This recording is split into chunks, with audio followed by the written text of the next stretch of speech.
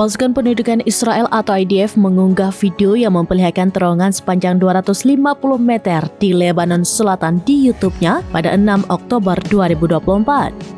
Tentara IDF menduga terowongan ini dirancang untuk digunakan dalam invasi pasukan Raduan Hizbullah ke Israel.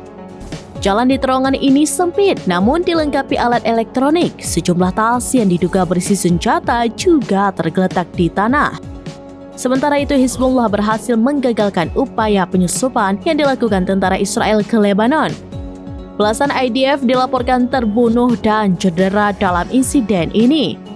Awalnya Hizbullah memantau pergerakan yang tidak biasa dari pasukan pendudukan Israel di dekat perbatasan nomor 405 di pinggiran kota Odaiseh.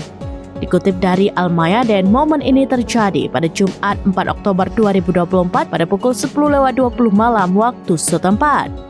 Pada pukul 10.45 malam, unit Eliyov menyusup melalui jalur maju menuju sekitar gedung kota Madya Odaiseh.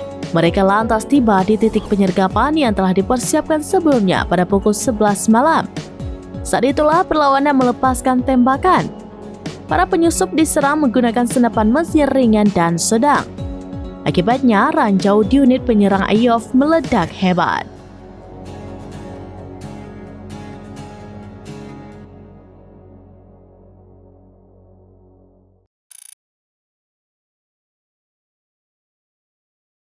Download Tribun X sekarang, menghadirkan lokal menjadi Indonesia.